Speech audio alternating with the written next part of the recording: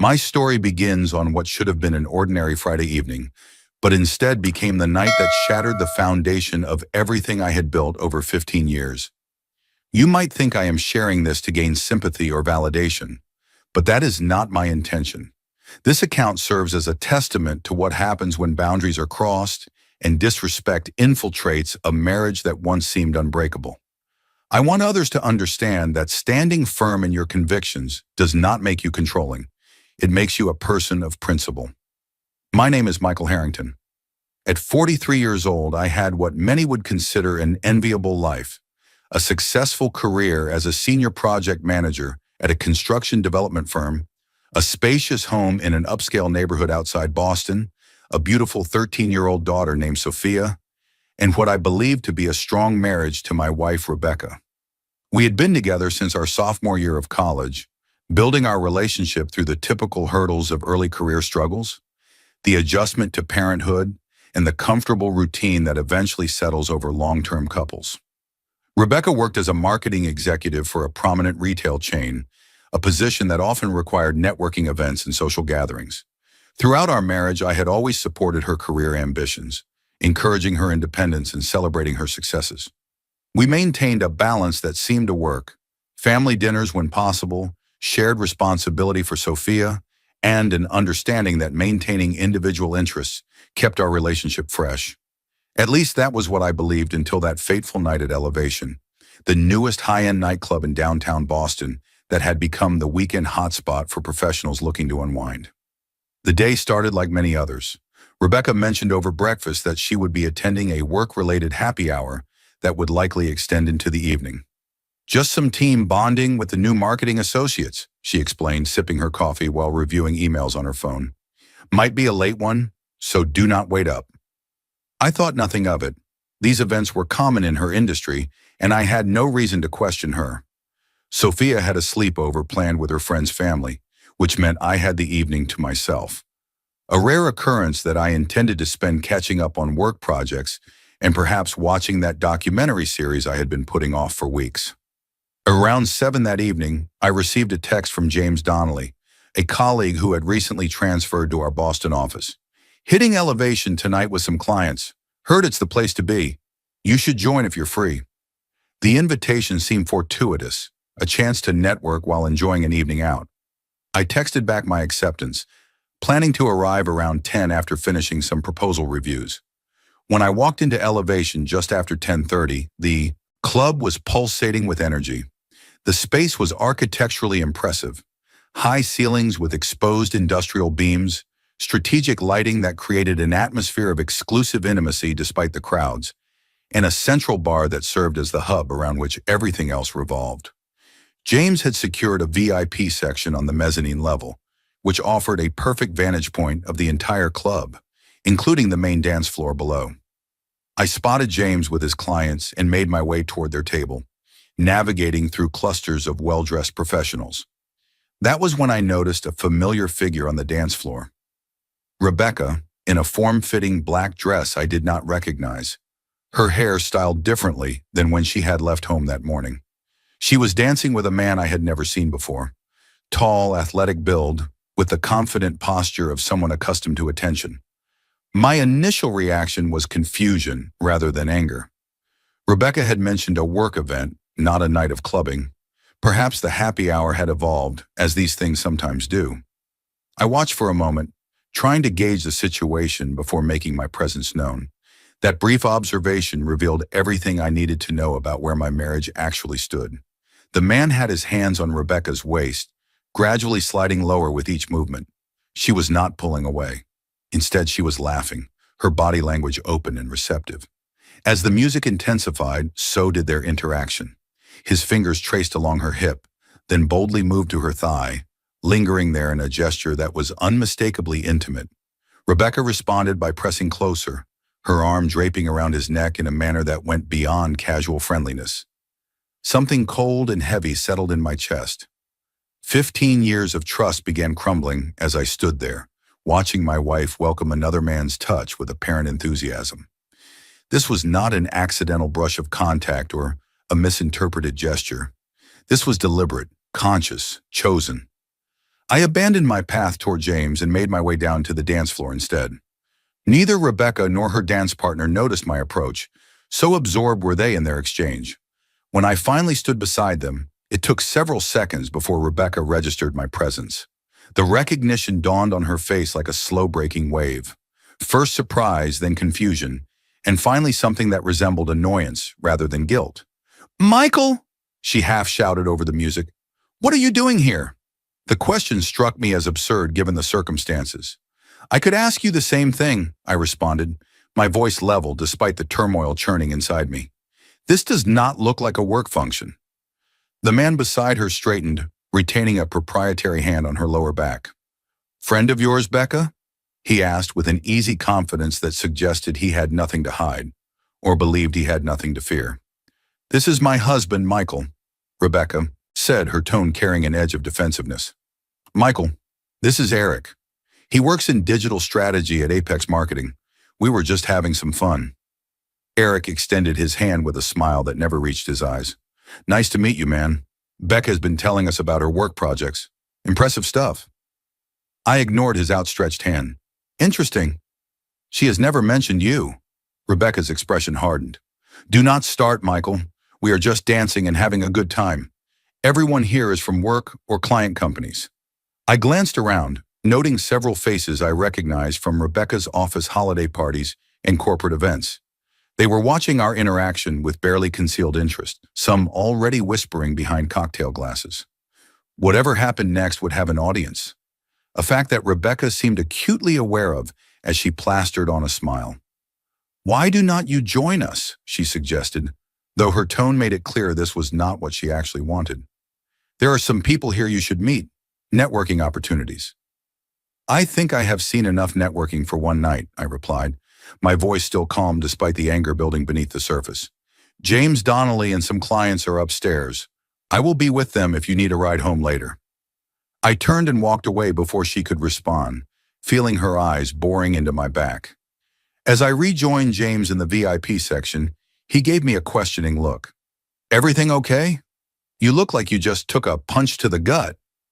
"Just saw something I wish I had not," I answered vaguely, ordering a scotch from the waitress. James, to his credit, did not press further, instead introducing me to the clients and steering the conversation toward an upcoming waterfront development project. I participated mechanically, offering insights and answering questions, while my mind remained fixed on the scene playing out on the dance floor below. Rebecca had resumed dancing with Eric, though with noticeably more restraint than before.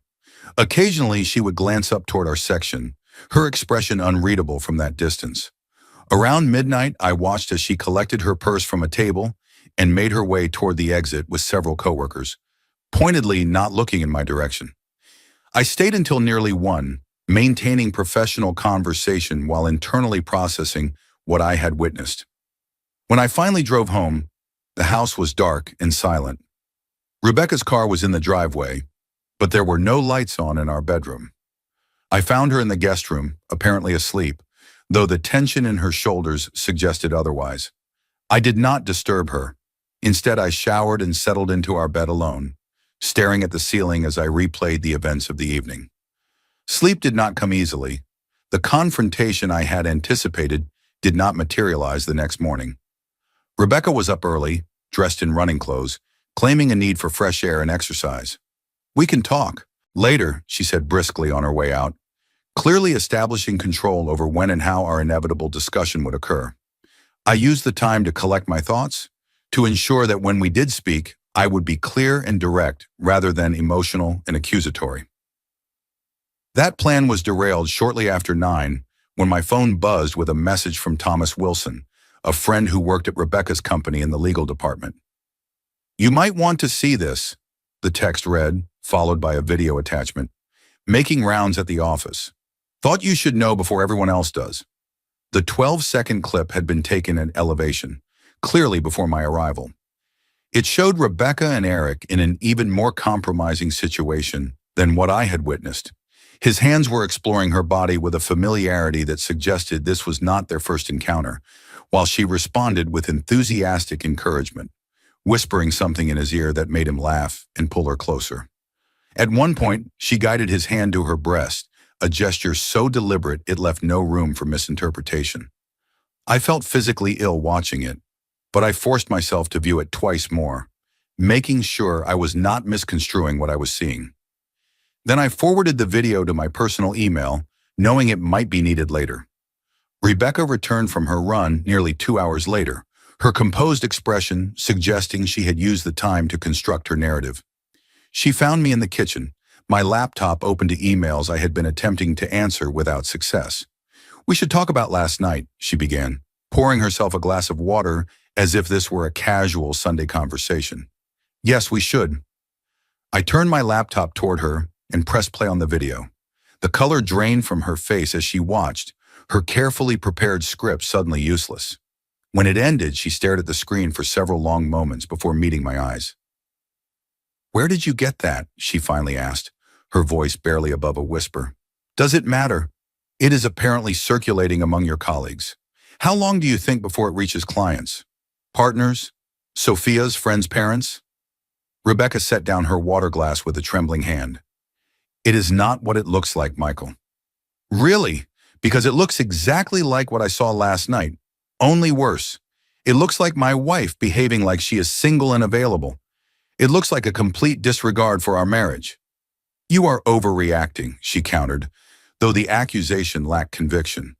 "We were dancing. People dance at clubs. It was meaningless." "That was not dancing, Rebecca. That was a public display that would embarrass any self-respecting husband. And your response now, trying to minimize it instead of acknowledging how inappropriate it was, that might be even worse than what you did." She switched tactics, her expression hardening. "So I am not allowed to have fun without your supervision?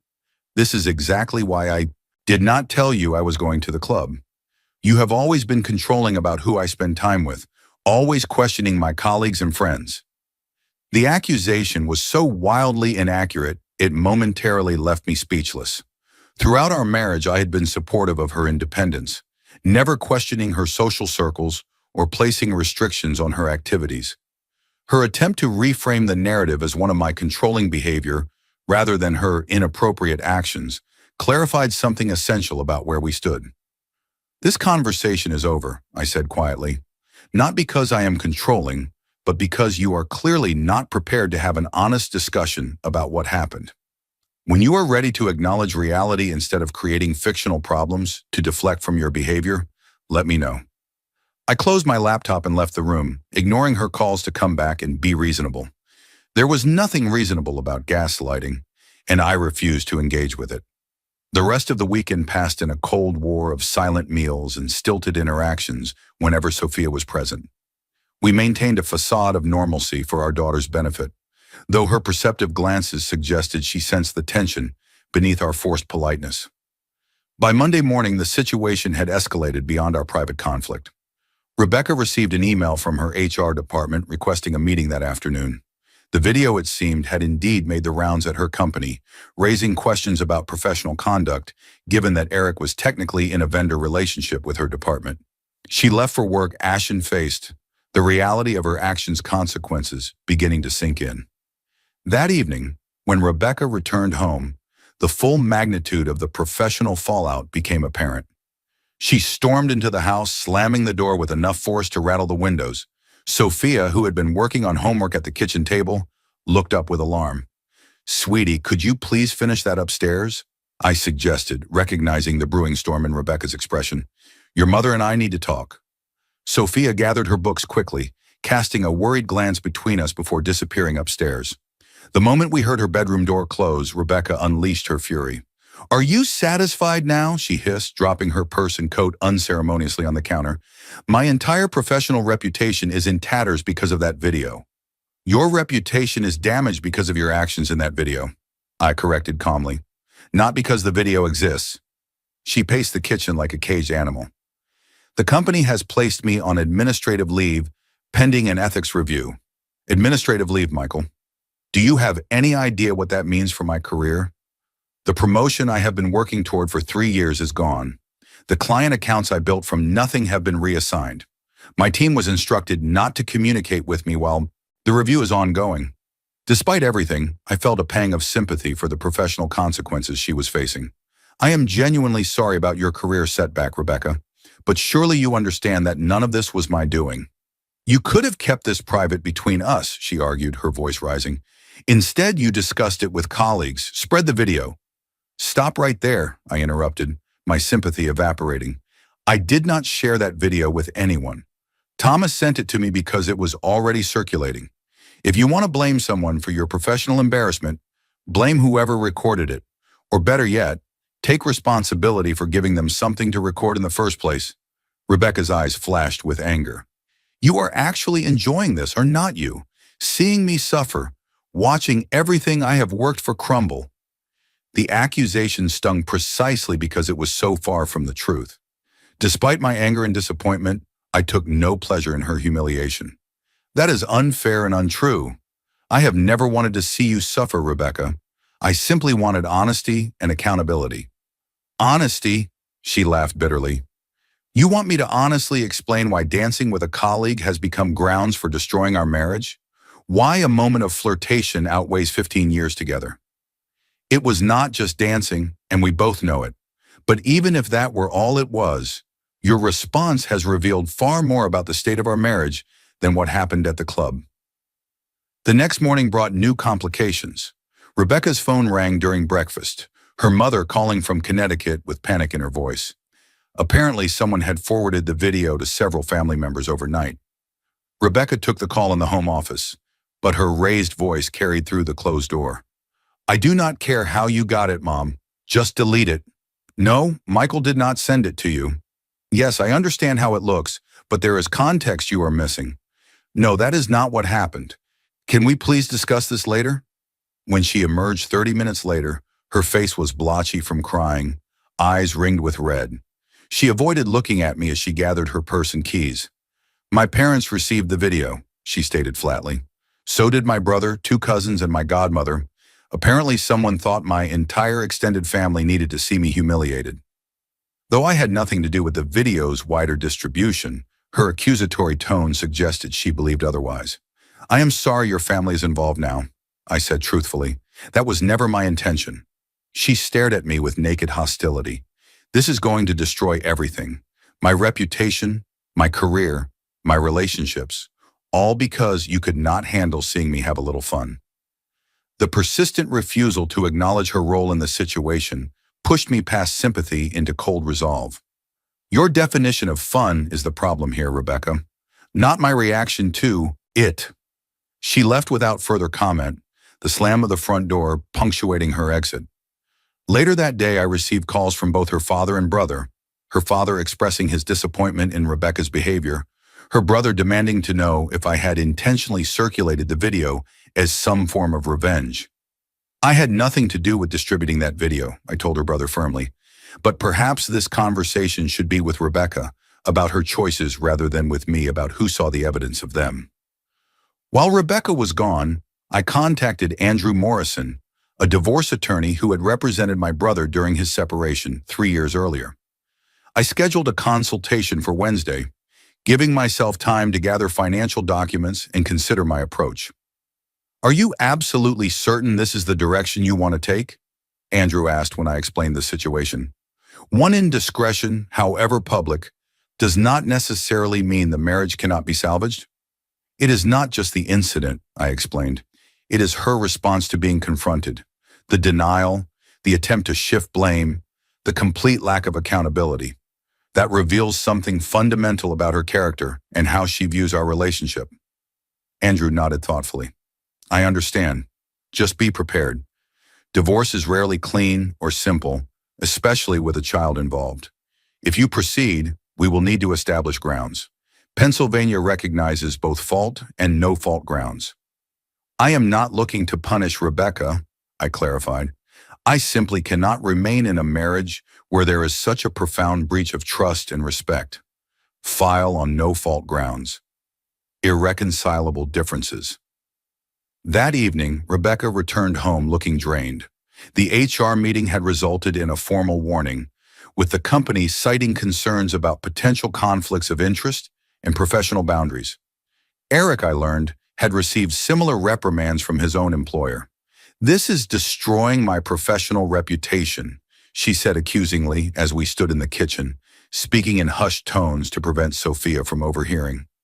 People are treating me differently, whispering when I walk by. Actions have consequences, I responded, feeling no satisfaction in her discomfort despite my anger. What did you expect would happen in the age of smartphones and social media? I expected my husband to support me instead of judging me for one mistake, she snapped. Everyone deserves a second chance, Michael. 15 years of marriage should count for something. It counted for everything, I replied quietly, which is why your betrayal cuts so deep. And it was not a mistake, Rebecca. A mistake is forgetting an anniversary or saying something thoughtless in an argument. What you did was a series of deliberate choices. She stared at me, recognition dawning in her eyes. You are actually considering divorce, are not you? I have a consultation with Andrew Morrison tomorrow. The color drained from her face for the second time in 3 days. You cannot be serious over a dance.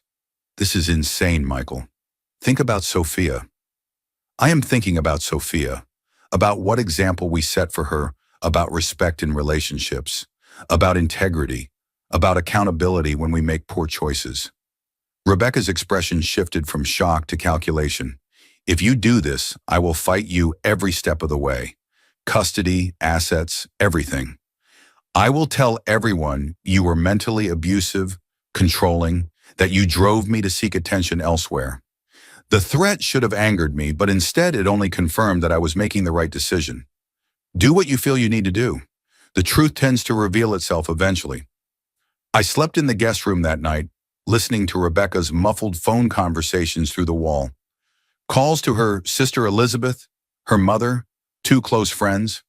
By morning, the battle lines were being drawn as our private conflict expanded to include our extended families and social circles. Elizabeth called me directly, her voice tight with barely controlled fury. How dare you throw away your marriage without even trying to work things out? Rebecca made a mistake, but she loves you. This punitive attitude is exactly why she felt unappreciated in the first place. With all due respect, Elizabeth, you have only heard Rebecca's version of events, and this is between me and your sister. Family does not work that way, Michael. When you hurt one of us, you hurt all of us. Similar conversations played out with Rebecca's parents, who had always treated me like a son, and several mutual friends who felt compelled to take sides. My own family rallied around me, particularly after seeing the video, which Rebecca had conveniently omitted from her narrative when seeking sympathy. Through it all, I maintained a calm exterior, refusing to engage in the emotional warfare that Rebecca seemed intent on provoking. My focus remained on protecting Sophia from the fallout and ensuring that whatever happened next would be as amicable as possible, despite Rebecca's threats. The meeting with Andrew on Wednesday was productive, but sobering. We discussed asset division, potential custody arrangements, and the likely timeline for proceedings. Pennsylvania required a 90-day waiting period after filing before a no-fault divorce could be finalized, which meant at minimum 3 months of limbo. Given Rebecca's initial reaction, we should prepare for resistance, Andrew advised. She might contest the grounds or drag out negotiations over property division. I suggest you remain in the family home for now, difficult as that might be. Moving out could potentially impact custody considerations later.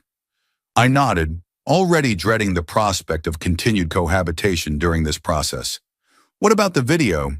Will that be relevant in court? For a no-fault divorce, technically no. But if custody becomes contentious, it could speak to judgment and character. Let's not introduce it unless absolutely necessary, though.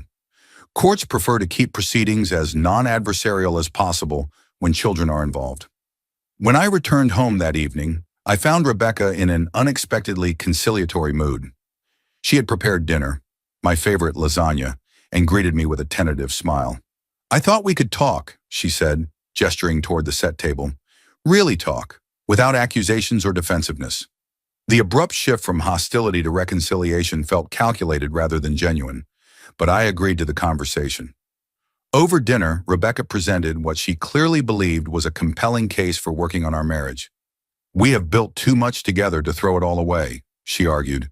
I made a serious error in judgment, and I take full responsibility for that. But one bad decision should not erase 15 good years. I noticed her careful language, error in judgment, rather than acknowledging the full scope of her actions and what they represented.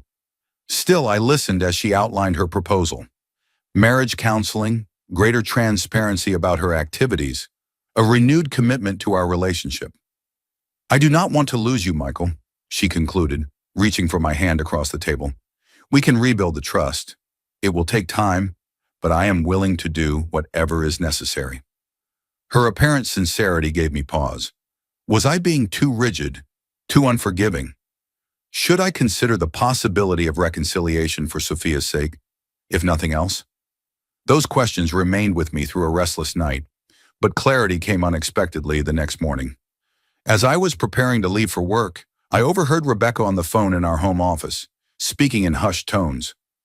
He seems to be wavering, she was saying. The dinner approach worked better than confrontation. If I can keep him talking instead of acting, his anger will eventually fade. No, I have not actually admitted to anything specific. That would just give him ammunition if he does file. Trust me, I know how to handle Michael. He has always responded to emotional appeals. Another week of playing the remorseful wife, and he will convince himself that counseling is a reasonable compromise. The calculated manipulation in her words extinguished any lingering doubt. This was not about saving our marriage. It was about controlling the narrative and the outcome. I closed the front door loudly, letting her know I was leaving, and drove to work with a renewed certainty about my decision. That afternoon, I instructed Andrew to proceed with the divorce filing. Rebecca will receive formal notice within 10 business days, he informed me. Be prepared for her reaction when the papers arrive. The notification came on a Tuesday morning via certified mail. I had deliberately not warned Rebecca it was coming, wanting her unfiltered response rather than another performance. She found me in the kitchen that evening, the unopened envelope clutched in her hand, her expression a mix of disbelief and fury. You actually went through with it, she said, her voice dangerously quiet. After everything I said about wanting to fix things? After everything I overheard about your strategy to manipulate me, you mean, I corrected. Your conversation with Elizabeth last week was quite illuminating. Color flooded her cheeks. You were spying on me? I was walking past an open door, but the fact that your immediate concern is about being overheard rather than what you actually said speaks volumes. She slammed the envelope down on the counter. I will not make this easy for you. If you want out so badly, you will pay for it, financially, emotionally, in every way possible. That is your choice, I replied evenly. But consider how your actions will affect Sophia. She deserves parents who can coexist respectfully, even if they are no longer together. Do not you dare use our daughter against me, Rebecca hissed. You are the one destroying her family.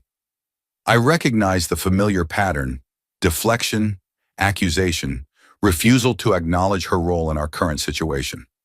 Rather than engaging further, I simply walked away, leaving her with the unopened envelope and her anger. The next morning, Rebecca announced she had retained Patricia Lawson, a divorce attorney known for her aggressive approach in high-profile cases. Patricia thinks I have strong grounds to contest many of your requests, she informed me over coffee, her tone almost triumphant, especially regarding custody and asset division. I did not respond to the provocation, which only seemed to frustrate her further. Throughout the following weeks, the battle escalated on multiple fronts. Rebecca began crafting a public narrative that cast her as the victim of an unreasonably punitive husband. She confided selectively to friends and colleagues, sharing enough details to garner sympathy while omitting crucial information that would undermine her position.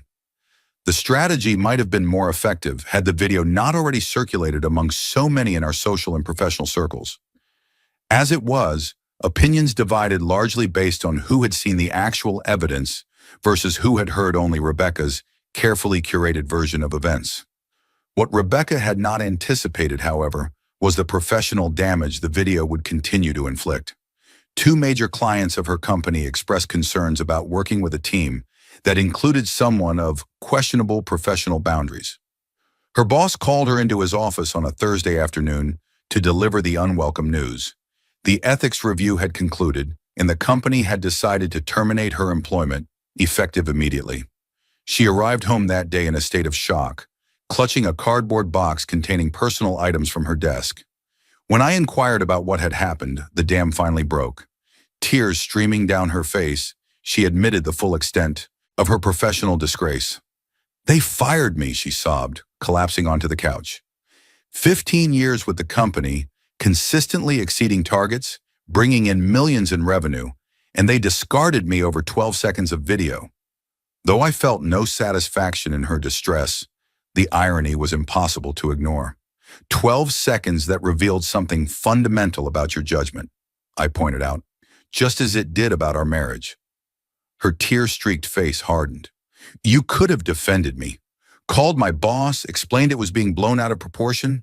Instead, you just watched as my career imploded. The same way you watched our marriage implode rather than taking responsibility," I countered. "This was never about the video, Rebecca. It was about the choices you made and your refusal to acknowledge them honestly." The professional consequences continued to cascade. Word of her termination spread quickly through her industry network. Former colleagues who had initially expressed sympathy began distancing themselves, concerned about association with professional scandal. Recruiters who had once eagerly pursued her suddenly became unavailable or non-responsive. Job applications submitted to competitor companies mysteriously resulted in automated rejections. "They have blacklisted me," she realized after a particularly demoralizing week of job searching. "Nobody in marketing will touch me now. 15 years of experience, an MBA from Northwestern, a portfolio of successful campaigns, all meaningless because of that video." The financial implications quickly became apparent. Without her executive-level income, our comfortable lifestyle was suddenly precarious. While my salary could cover the mortgage and basic expenses, it could not sustain everything. The country club membership, Sophia's private school tuition, the summer house in Cape Cod, the luxury vehicles. Something would have to give. Rebecca, however, seemed unwilling to acknowledge this new reality. She continued spending as before, expensive lunches, boutique shopping, salon appointments, as if defying the financial constraints would somehow negate them. When I raised concerns about her expenditures, she became defensive. "So now you are monitoring my spending too?" she snapped. "Controlling every aspect of my life while you systematically destroy it?" "This is not about control," I explained patiently. "It is about financial reality. Without your income, we cannot maintain our current lifestyle. These are simply mathematics, not emotional arguments." Her response was to apply for multiple credit cards without discussing it with me, running up substantial charges that would eventually become part of our contested divorce negotiations. It was as if she were determined to inflict maximum financial damage before any settlement could be reached. Meanwhile, Sophia, perceptive beyond her 13 years, sensed the tension despite our efforts to shield her. "Are you and Mom getting a divorce?" she asked one evening as I helped her with math homework. The directness of the question caught me off guard, though I had been preparing for this conversation. "We are working through some very serious issues," I answered honestly. "And yes, we have begun the legal process of separation." Her face remained carefully neutral. "Because of what happened at that club, the video everyone at school is talking about?" My stomach dropped. "You have heard about the video?" She nodded. "Kaylee Mitchell's older sister works with Mom. She told Kaylee, and now everyone knows." The knowledge that our private conflict had spread to Sophia's school, that she was facing the fallout of her mother's actions among her peers, filled me with a fresh wave of anger toward Rebecca. Not for the original incident, but for her subsequent handling of the situation, which had only expanded its impact. "I am sorry you found out that way," I told Sophia, careful to maintain my composure. "Your mother and I should have talked to you together, protected you better from all this." Sophia shrugged with the practiced indifference teenagers often use to mask deeper feelings. "It is fine. I am not a little kid anymore." "No, but you are still our daughter, and none of this is your fault or your responsibility."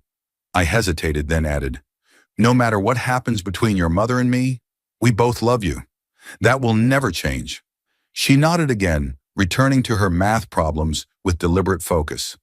The conversation was clearly over for now, but I made a mental note to arrange for Sophia to speak with a family therapist. She needed an impartial person to help her process these changes. The situation at school deteriorated further when a group of parents petitioned to have Rebecca removed from the PTA board, citing concerns about her moral influence on impressionable teenagers. Though the petition failed due to procedural issues, the damage to Rebecca's standing in the community was substantial. Women who had once invited her to book clubs and charity committees suddenly found their groups at capacity. Invitations to social gatherings dwindled, then ceased entirely. "They are treating me like a pariah," Rebecca complained after encountering obvious avoidance at Sophia's school concert. "These same women who have had affairs, who drink too much at every function, who gossip viciously about each other, they suddenly think they can judge me?" "The difference," I suggested carefully, "is that their indiscretions remain private, while yours became public. It is not fair, perhaps, but it is reality." Her isolation deepened as the divorce proceedings continued. Even Elizabeth, who had initially been her staunchest defender, began to withdraw support after viewing the full video and hearing about Rebecca's manipulative tactics. "I love my sister," Elizabeth confided during a rare private conversation, "but I cannot condone how she has handled this situation. The EU video was bad enough, but the lying, the blame shifting, the attempts to damage your reputation, I never thought she was capable of such behavior." When I raised this suggestion with Rebecca later, expecting resistance, I was surprised by her immediate agreement. "Sophia needs support right now. We can at least agree on that." It was the first genuine moment of co-parenting we had managed since the conflict began, a small reminder of the partnership we had once shared before everything fractured. The required 90-day waiting period stretched into 5 months as negotiations stalled over various points of contention. Rebecca initially pushed for primary physical custody of Sophia, citing her role as the primary caregiver throughout our daughter's life. When I countered with a request for 50-50 shared custody, supported by documentation of my consistent involvement in Sophia's daily care and activities, Rebecca shifted focus to financial matters instead. "Rebecca seems to be operating from an outdated understanding of custody determinations," Andrew explained after one particularly tense mediation session. "Courts today generally favor equal involvement from both parents unless there are compelling reasons otherwise. Her attorney surely knows this, which is why they are now focusing on financial leverage." The financial negotiations became a battlefield of competing appraisals and valuations. Our home, my retirement accounts, Rebecca's stock options, the vacation property in Maine, everything was subject to scrutiny and dispute. Rebecca's initial position seemed designed to punish rather than achieve equitable division, demanding assets that had been in my family for generations, and making claims that exceeded her legal entitlements under state law. "This is not unusual in the early stages," Andrew assured me as we reviewed her latest proposal. "Most contested divorces begin with extreme positions before gradually working toward the middle ground. The important thing is to remain rational and focused on fair division rather than emotional responses." Throughout this extended conflict, I maintained my resolve to avoid using the video as leverage, despite Rebecca's increasingly antagonistic approach. This changed, however, when she filed a motion questioning my fitness as a parent based on what she characterized as controlling and emotionally abusive behavior patterns. The allegations were not only false, but represented a dangerous escalation that threatened my relationship with Sophia. After consulting with Andrew, we decided to formally enter the video and related evidence into the proceedings, along with sworn statements from mutual friends and colleagues attesting to the actual dynamics of our marriage. The scheduled hearing to address Rebecca's motion became the turning point in our divorce process. 2 days before we were due in court, Patricia Lawson requested an urgent meeting with Andrew. "My client would like to revisit the previously proposed settlement terms," she stated without preamble once we were seated in the conference room. "She believes an agreement may be possible without further court intervention." The revised proposal was remarkably close to what we had initially offered: equal custody, equitable asset division based on contributions during the marriage, and no ongoing financial support in either direction given our comparable incomes. The only addition was a confidentiality clause preventing either party from publicly discussing the circumstances of the divorce. What prompted this sudden reasonableness? I asked Andrew privately after the meeting. My guess? They reviewed the evidence we submitted and recognized the damage it would do to Rebecca's position if aired in open court. Patricia is an experienced attorney. She would have advised Rebecca that proceeding with false allegations in the face of contradictory evidence could potentially impact the judge's rulings on other matters. The settlement agreement was finalized within 2 weeks, ending nearly 6 months of conflict and negotiations. The terms were fair, focusing on Sophia's well-being and an equitable division of what we had built together.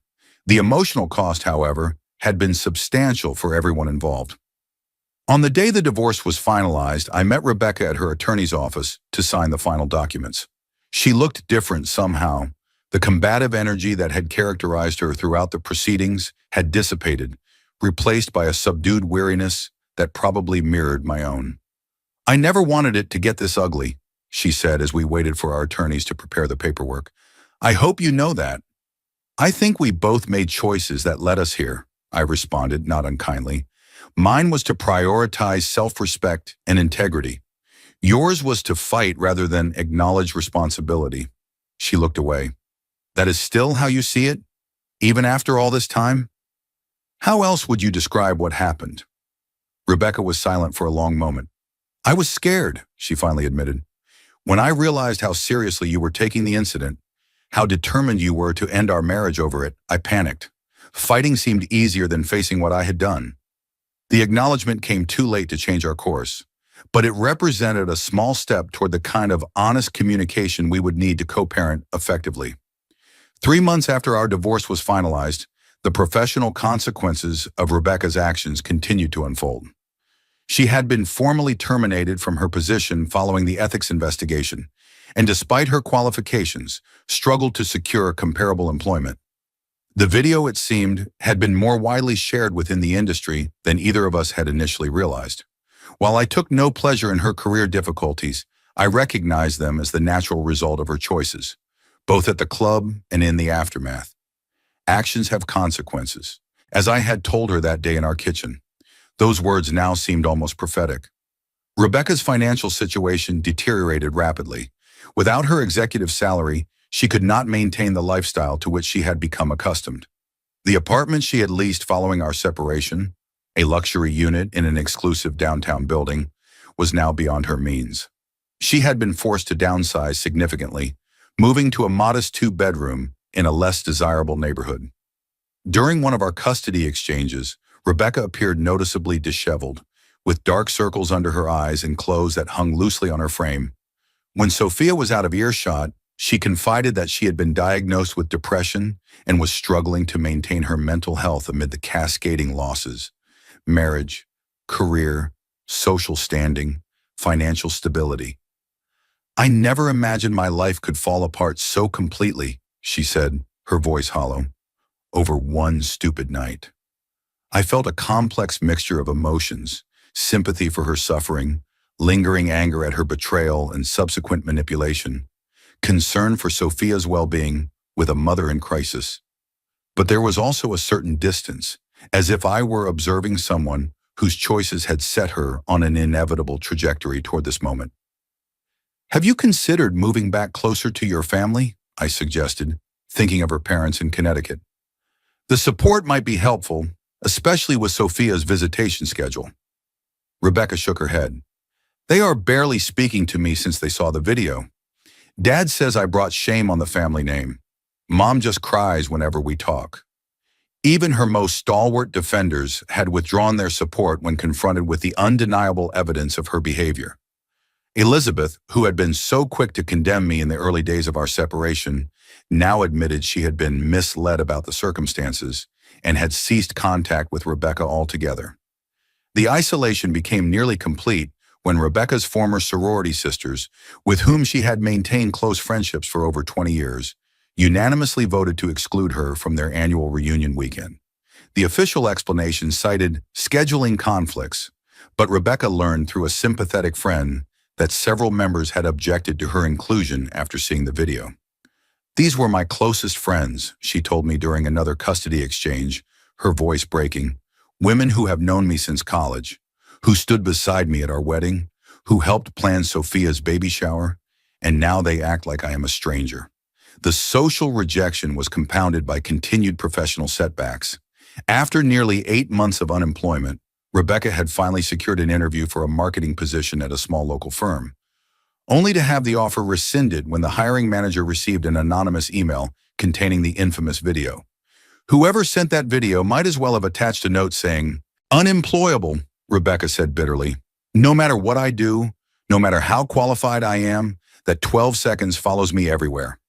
In a desperate attempt to rebuild her professional identity, Rebecca invested a substantial portion of her dwindling savings in a marketing consultancy business. She created a professional website, ordered business cards, and began cold contacting potential clients. The effort yielded minimal results, a few small projects from associates who had not yet seen the video, but nothing approaching the stable income she needed. Meanwhile, my own life had stabilized. I had purchased a comfortable home not far from Sophia's school, ensuring minimal disruption to her routine during her time with me. My career continued to advance, with a promotion to Director of Operations that had been in the works before the divorce, but was only finalized after the dust had settled. While I had not actively sought to date, there had been interest from several women in my expanded social circle. Interest I was just beginning to cautiously reciprocate. 6 months after the divorce, Rebecca called me late one evening, her voice thick with tears. "I need your help, Michael. I have been evicted from my apartment. The management company raised the rent beyond what I can afford, and with my credit destroyed by legal fees and debt, I cannot find anywhere else that will accept my application." "Where are you now?" I asked, concerned despite everything. "A motel," she admitted, "but I can only afford a few nights. After that, I do not know what I will do, especially during my weeks with Sophia." The situation represented a significant deterioration from our last interaction. "Have you applied for assistance programs? Reached out to former colleagues?" "I have tried everything," she said, desperation evident in her voice. "Nobody wants to associate with me professionally anymore. That video followed me everywhere, and most of our old friends have chosen their side, yours." The irony was not lost on me. Rebecca, who had once been so confident in her ability to control the narrative and manipulate perceptions, now found herself unable to escape the consequences of her actions. The very social and professional networks she had attempted to turn against me had ultimately rejected her instead, recognizing the authenticity of my position versus the calculated nature of hers.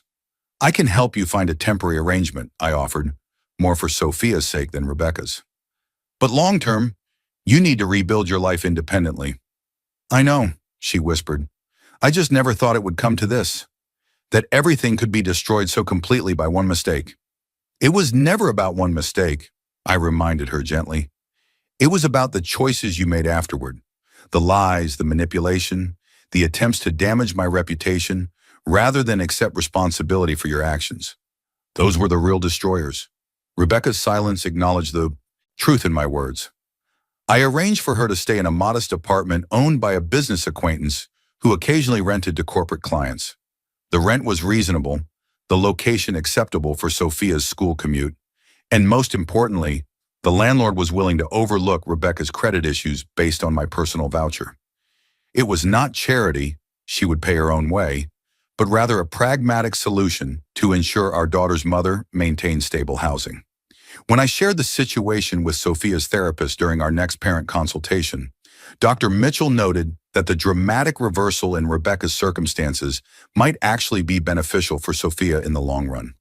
"Children learn not just from what we tell them, but from what they observe," she explained. "Sophia is witnessing firsthand that actions have consequences, that character matters, and that integrity is worth more than momentary gratification. These are powerful lessons that will shape her own values and choices as she grows." The final chapter of Rebecca's downfall came unexpectedly. Eric, her dance partner from that fateful night, published a tell-all article in a popular online business magazine, detailing what he characterized as a pattern of inappropriate professional relationships that had culminated in the notorious video. Though he never named Rebecca directly, his description left little doubt about her identity. The article revealed that their interaction that night had not been spontaneous, but rather the continuation of flirtation that had been building across several professional events. Even more damaging, Eric implied that Rebecca had suggested their public display might generate useful gossip currency in industry circles, potentially benefiting both their careers through increased visibility. She told me her husband was completely clueless, Eric wrote, that he trusted her implicitly and would never question her activities. There was something disturbing about the satisfaction in her voice when she said this, as if his trust was a weakness she enjoyed exploiting. Whether Eric's account was entirely accurate or embellished for maximum impact was impossible to determine. What mattered was the complete destruction of whatever professional credibility Rebecca might have retained. The article was shared thousands of times across business and marketing networks, effectively ensuring that her name would forever be associated with professional misconduct and personal betrayal. When the article appeared, Rebecca called me in a state of frantic distress. "He is lying," she insisted, "twisting everything to make himself look better. I never said those things about you." "Does it matter anymore?" I asked, genuinely curious rather than accusatory. "The narrative has been set. Fighting it now would only draw more attention to the whole situation."